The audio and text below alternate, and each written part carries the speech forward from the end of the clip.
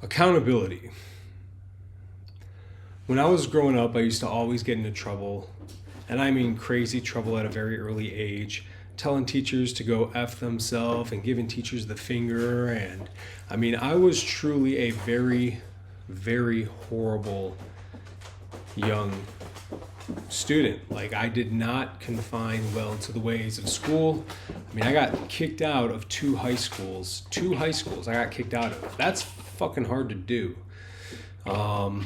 And sent to like a juvenile detention daytime rehab program. And so everybody used to always tell me I need to be accountable for my actions, blah, blah, blah, blah, blah. And there are a lot of things that I look back at as an adult in my life. And I think to myself, man, I would not have made those same choices.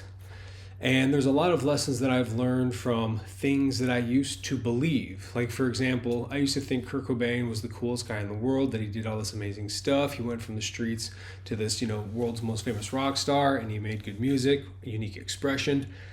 But of course, as I grew older, I just unfortunately see a really sad young dude whom I am much older than when he died now. And it doesn't have the same resonance with me and my spirit as a human being and as a man. And so I learn a lot when I reflect on the past. But one of the things that I am yet to succumb to is this idea of accountability, because when I would get in trouble, people would always say that I need to be accountable for my own actions. But the thing is that I was accountable for my actions. I totally knew and expected every single thing that was going to happen to me, every single negative repercussion. And I did it anyways. And so I think about how they have this different, or people have this idea of accountability and what that actually is versus how I live my life growing up. And I think that most people's idea of it is different from mine. And it doesn't mean that it's right or that it's wrong. But when I think of accountability, I take it so seriously to the point where, so I'm injured, and this has been a pretty rough injury for me. My family's all recently was just sick. And I take responsibility for that. That's my fault, because I started getting into bad habits. Bad habits began to compound. Well, first it started with thoughts, and then thoughts turned into an emotion, and then emotion of desire, which is a low frequency, turned into a behavior, and then the repetitive process of all these things turned into these habits. And these happen fast, guys. This isn't like long-term stuff. When you look at your life and how you live out of alignment with the greatest version of you, the best version of yourself that you could be, the person who never sleeps in late, never messes up a meal, eats with perfect self-discipline, controls their emotions, their mind, their behaviors, and literally create and manifest the outcome of the life that they desire. Hey, buddy. Well, every time you do that, bud, it totally drowns out. Sorry, you gotta give me a few minutes, okay? But yet you don't, and I don't. And so many people don't. And this is what separates, the truly great from the weak, the rest, the meager, the everybody in the world who lives in a perpetual state of negativity with all these problems. It is the ability to control one's self. And when you lack that, it begins to have you vibrate at a negative rate of vibration, a negative frequency alignment. Things like desire and being short-tempered and upset and angry and just lustful, and all of that is negative vibration. And man, I gotta tell you guys, I've been just like whacked across the freaking face like a bitch with a negative vibration lately. Holy smokes. I just got creamed out of left field, and it's going to take me some time to really figure out and decipher what it is that happened to me. which allowed me to go down this path. Now, again, these are very short time bursts that I'm talking about relative to life. So, I mean, I would say the last 3 weeks, maybe I've just been getting absolutely, really since this injury, but it started before that. It started, I'd probably say, at the end of last year, carried itself over into this year in the very back stretches of my mind. These thoughts of things like, again, desire and wanting comfort and food and snackies and little sweets and all of these things that would just make me feel good and comfortable in the moment, and comfortable sheets in the bed. And I was despising everything that I was doing as a well-disciplined person, because I am a very insanely disciplined person, but I fell off the path the last few months. And I'm dealing with the repercussions of that now, which is my point of the video here today, is that my family was sick, my kid, both my kids, my wife, I got some coughing going on. My mindset, this injury, which has prohibited my ability to just go through my physical routine, which I was despising. And now that I'm having this conversation out loud, it's making sense to me that one of the lessons from this struggle was not to despise my physical workouts. And even though I consciously wouldn't be despising them, emotionally, I hated it. I was so mad and angry just working out every single day so hard. And the reality of it is that I could have just probably done some plateauing, because I did reach some incredible strength goals. I should have just plateaued for a little while, maintained, built myself back up, but instead I got injured, which puts me back down. And it's going to force me to get creative, which is the lesson from this hardship that I am currently going through. And I'm telling you guys, when I can't move my body, when I can't raise my rate of vibration physiologically, when we move our body, we produce endorphins and neurochemicals that are all associated with positive emotion and positive behaviors and positive thoughts, high resonating energy and frequencies. And it all starts from moving your body. And then it goes into things like having an insanely strict and disciplined diet. You don't understand how horrible you eat. You don't, guys. I'm telling you, so many of you out there, 99% of you do not know how truly horrible you eat. And when I started learning about this stuff, holy cow, are so many people in denial once it's exposed to them. I was in just such shock and disbelief that I learned from it. And that is, we eat 1/3 of the protein that we're supposed to be eating, as men at least, probably for women too. We have 6 times the amount of fats and 4 times the amount of carbs that we're supposed to have. So 1/3 of the protein and then multiples of the others. That affects your neurochemical disposition in your body. You have brain cells in your gut. Your brain literally isn't just up here. Your brain goes from here all the way down your whole back and body, all electric through your body. Your nervous system is your brain. And when you realize that the way you eat and how much you eat in excess also, while being sedentary and not moving your body, is all producing this just weird chemical concoction inside of our bodies, which is just drawing us further into yearning and wanting this comfort and this idea of sugary, saturated, carbohydrated, fatty foods. And then we get inflation, we get physically discomfortable, and then we start negative thought processes, which then put us into a state of more desire, so that we could just feel good and elevate our energy. And that's when people drink and do drugs and smoke and eat crazy amounts of food and be lazy and have sex, way out of controlled proportion. And all of it is ultimately what compounds into one's unsatisfactory life and why people are so miserable all the time. Now, I'm not at that level because it's not going on for that long with me anymore. I've become very self-conscious and self-aware. And this is the importance of self-awareness. And you must be able to know what you're feeling and when you're feeling it. Because if you go on and on without recognizing these behaviors, it gets programmed into the subconscious part of your brain. And the subconscious part of your brain is it's a strong neural connection between cells in your brain called neurons. And your brain's priority is to conserve energy. And so what does it do whenever you're consciously thinking a thought? It burns a lot of calories. So it says, okay, in order to conserve this energy, I think about this all the time. Let's just solidify this and put this in the operating system of the brain, the subconscious, below consciousness. And that becomes your automated belief systems and your actions and your behaviors throughout the day.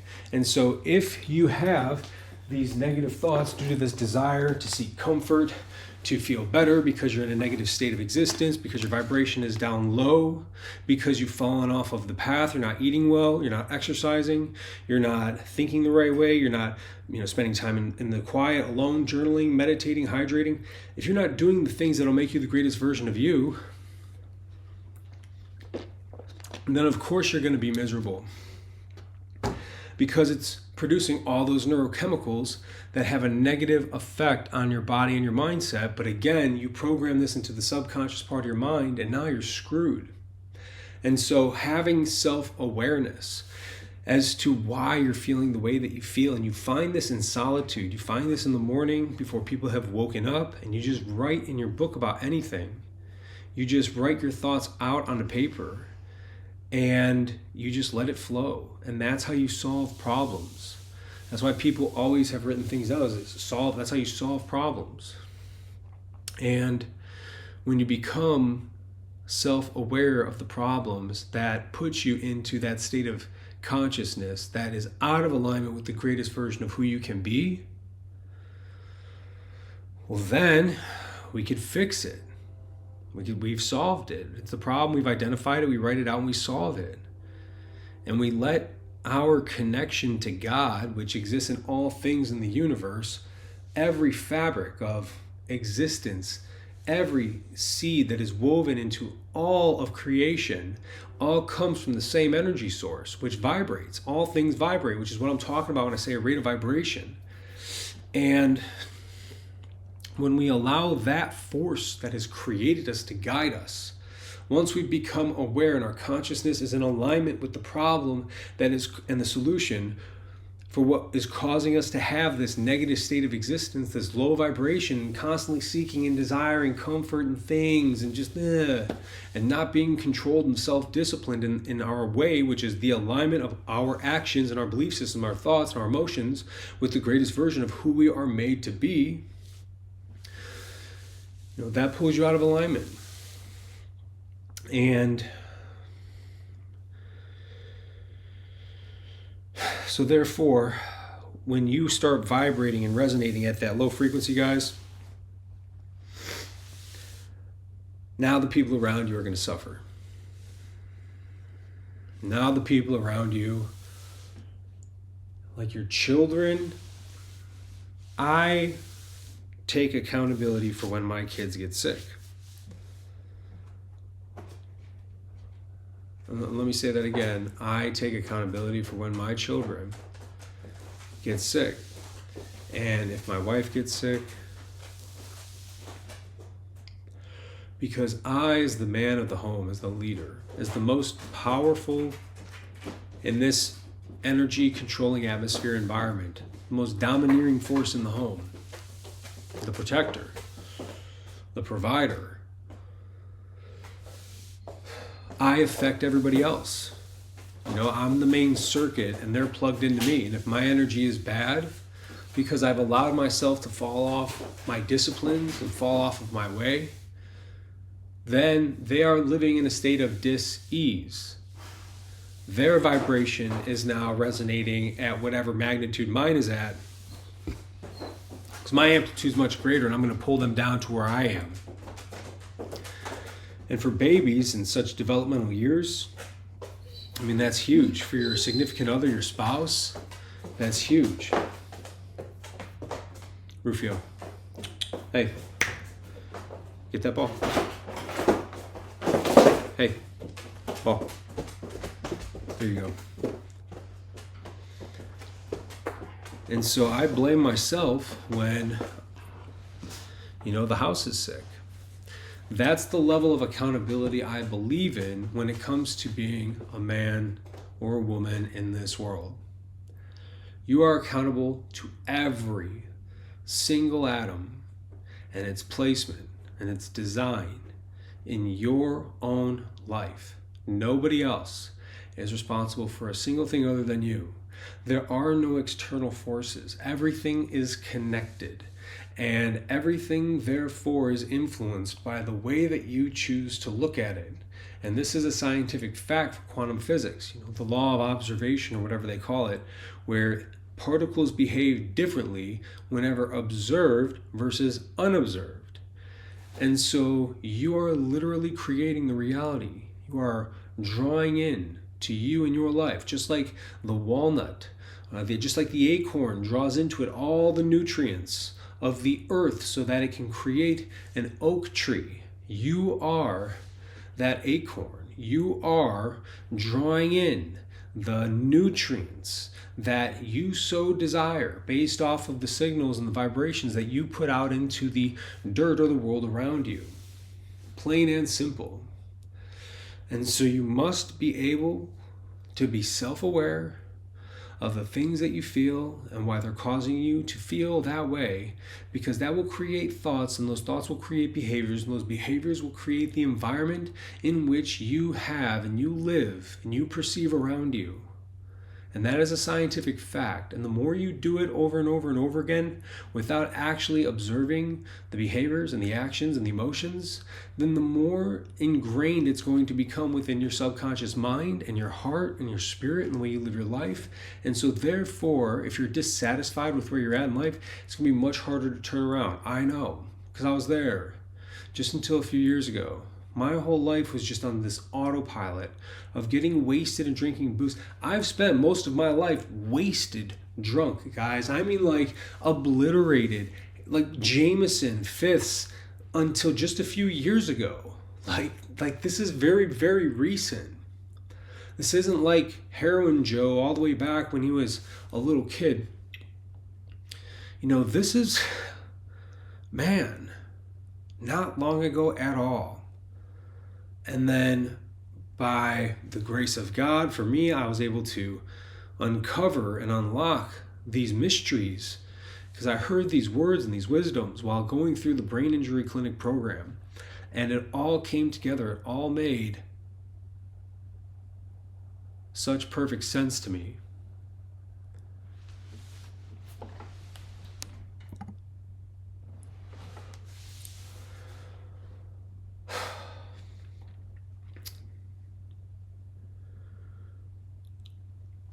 And so now I know. Now I'm aware. And I am conscious. And man, the last few months, I don't know what the fuck happened to me, guys. But I fell off pretty hard. And I got injured. My fault. Family got sick. My fault. And it's without a doubt because of my thoughts and my emotions and my behaviors. And so I've got to figure that out. I got to figure out what happened. I think I already know. What areas of your life are not up to par with where you truly want them to be? Like, what does the greatest version of you look like? The smartest, most sophisticated, best looking, most talented version of you? Who do you see when you look at that person in your mind? And what are you not doing to become that person? Write out an excerpt of yourself as if somebody was writing about you in a book. Might be weird at first, but the more you do it, the more you refine it, you'll start to see clearly what the vision of you and your mind and your consciousness is, because only you know. And then you can start to take the actions and the behaviors toward it and become self-aware and not sabotage. And don't worry, you'll fuck up, you'll fall, things will happen, guys, but that just tests your mental and emotional resiliency, your ability to persist in all hardships. And man, it never freaking stops. Like, no way. Because you don't get to progress beyond the pain if you don't learn the lesson. And the lesson is in repentance, the changing of the behavior from whatever it is you were doing, which you know you shouldn't be doing anymore, into what you know you should be doing. The hard thing. And that's the part that sucks, is the lesson, the repentance, the change in behavior is always harder than it was last time, because it's more different and it's at a new level and it's at a new intensity for a new length of time. A whole new intelligence is brought to the new thing that you always end up having to do in order to grow, in order to become the person capable of receiving the gifts which God has for you. And I do truly believe that money has a lot to do with this, guys, because the fact none of us are ever financially free, like to just do whatever you really want to do. And I'm not saying be lazy, but to literally walk the ancient trails of Japan, and to take in the beauty and not have to worry or fret about emails or phone call or business or work or anything, except for being there in the moment. It's the only thing that you need to focus on and concentrate on and be looking for. That's pretty cool to be able to do that, to experience the highest end of luxuries this world does have to offer, because the rest of the time you're disciplining the shit out of yourself, being in alignment with who you are. And so therefore, whenever you do experience those pleasantries, it's for these shorter periods of time, but at a much higher rate of vibration. So what can we do after we become self-aware and we want to change these thoughts, these behaviors? Well, I can't remember if it's James Clear who writes about this in his book. I think he wrote Atomic Habits. There's another book called, I think, just Habits, and 7 Habits of Highly Successful People. That's another really good one. Habits, guys, are what's going to allow you to drive that train. So you have to intervene against the thoughts first and foremost. Any thought that is about the topic and the behavior. So let's say, for example, all right, let's say that yours is the desire to just sit around and be lazy and eat snacks and cookies and stuff all day. That's the behavior that we need to change. That's one of the problems. And how do we flip that desire to do that into something different? Anything that has to do with cookies or sweets or being on the couch or TV or just lounging, immediately get eradicated. All of them get totally fucking destroyed. Nothing of that nature no longer exists within your fucking mind, because it doesn't have any room in there. So, well, not even just that, but any thoughts that trigger or lead up to those thoughts must also be canceled and eradicated, or at a very, very worst case scenario, severely modified, so that you're not triggering yourself into those negative thoughts, those negative thought patterns, that negative thought consciousness, because what comes after thoughts is going to be the behavior. So after we eradicate the shit out of it, how do we make sure that it's eradicated, or how do we eradicate it? Well, you eradicate it by changing the physical environment. So for example, if I get home from work at 5, and then we have dinner at 5:15, and then I sit on the couch right after I eat dinner, let my food digest, Nope, not anymore. Fuck that. I'm going to work until 1900. I'm staying at work until the kids are going to bed because I know that if I fucking come home, I am immediately going to fall back into the same behavioral patterns that I've been in for the last God knows how long. And so I need to completely eradicate the shit out of that. And then to take it even a step further, I like to do things in threes. I'm going to do a later event every single night of the week, whether it's a dinner or a networking thing or a course or a class or a webinar, something into the evening, which takes me all the way to that 7 o'clock threshold. So I don't even have the ability to think about this anymore because I'm not there and I'm busy doing something else. I'm replacing those former triggers with something better and more positive and productive, and now I'm contributing more to the world. See how this works already? And so that is just one example. No sweets in the house. And if my wife buys them, I fucking throw them out, straight up. I'm throwing it out, 100%.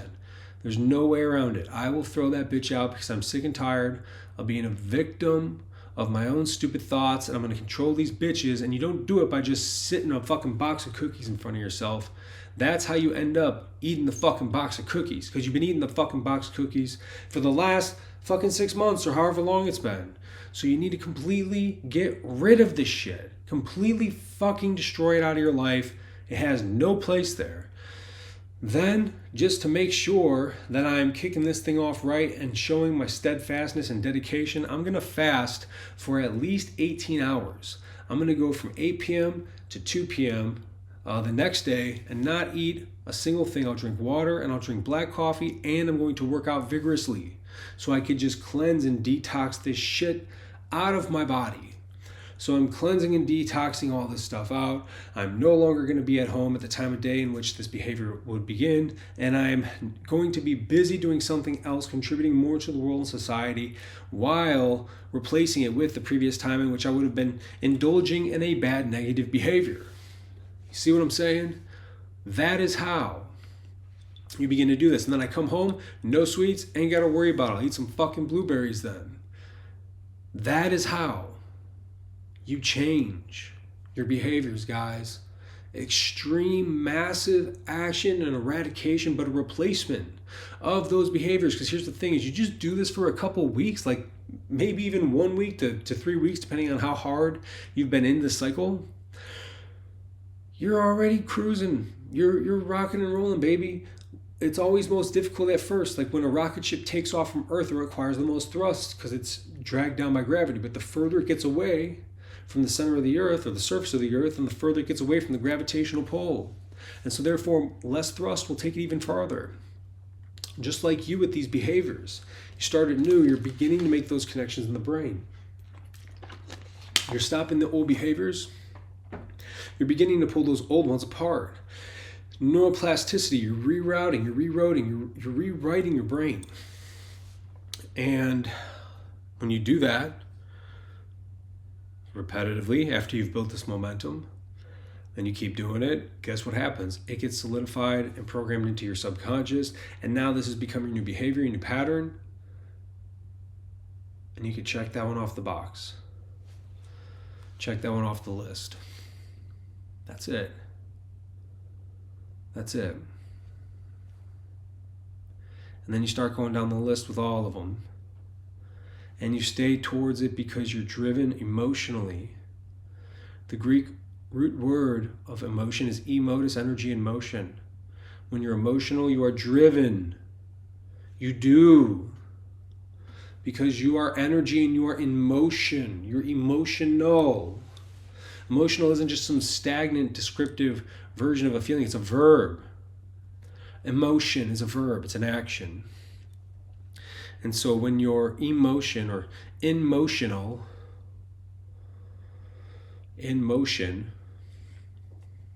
you do shit and you get it done. And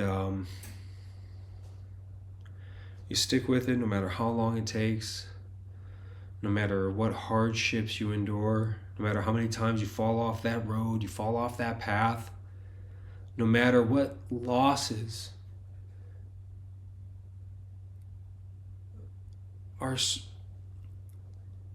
surmounted through your lessons that you must learn, when you start to realize that the price that you must pay to live that greatest version of yourself, depending upon how far you fell off, and guys, I don't know if it gets any farther than me, but the struggles and the problems that you endure are so massive, so monsterful, that you honestly don't know if you're gonna die in the process. Just die and keel over from the stress. You'll think, depending again on how far off you are, that it's all for nothing and that your life is over and that you're just going to die now, literally here in this moment, because the amount of stress that you're going through when you lost $95,000 in an instant, $95,000 gone. But get this, after you've already lost $180,000 in the last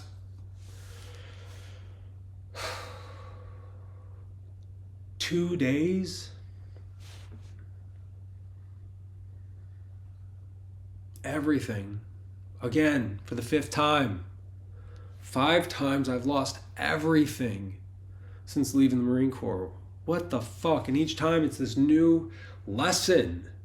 It's not like I'm making the same mistakes over and over again. And that's just the one thing. Almost losing my wife while I was trying to get a client while we were so dead broke after I literally just lost everything. I put his $264,000 into debt with no means of getting out of it. Nothing. And now I'm across the country talking to these people. My wife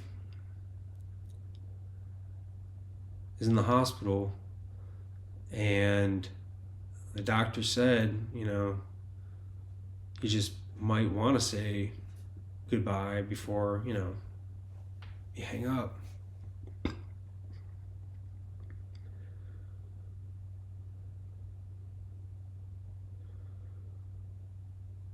And she survived, but the baby didn't. That's just another thing. It's also feeling a lot of the guilt.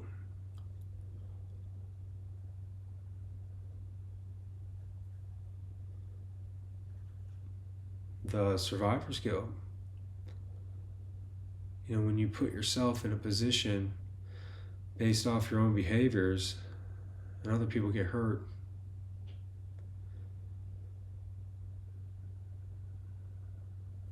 There's a big lesson in that. And your resiliency and your ability to persevere will be measured by how well you still do in the face of all of it. No one's coming to save you, and you have to, the way you persevere is by becoming accountable. You see how we just went full circle here? The way you persevere through those hardships, ladies and gentlemen, is by becoming accountable to yourself and for every single action and every single thing that you do. Everything in your life, when you become accountable for it,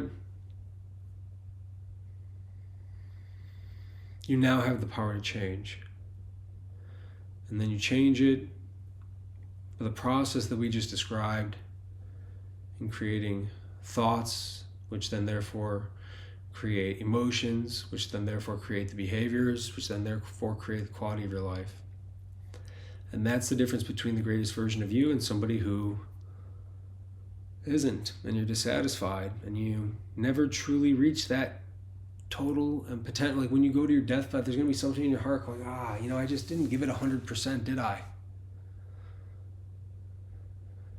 And that's why I think so many people regret dying so harshly. And that came from my own self-actualization. Maybe I wasn't living life the best way that I knew I should be, and so therefore I feared death because I didn't want that to be at all.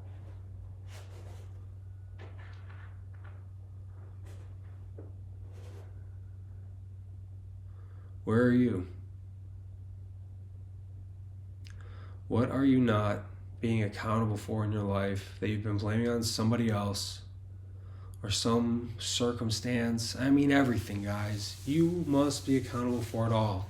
If an asteroid fell on my home, I would seriously take accountability for that. I would. And it's not like in a bad, like, beat myself up sense. I mean, I would, but that's just how I feel and believe. And that's how the greatest minds feel and believe. And when you can do that and do what we talked about here tonight, you can change your life so drastically. And if there's one thing I know about, it's changing your fucking life. You know, I used to shoot up dope as a kid. I stuck needles in my arms. I became a Marine and then did some really miraculous things in life, seen some beautiful places, and it came with its share of problems. And then I became borderline statistic, just drinking and wanting to kill myself, and then quickly turned it all around to somebody who sees no end in sight. I'll still fall, I'll still falter, but those are just a part of the cycle, as Ray Dalio shows in his principles formula. It's just part of life. The question is, what do you learn?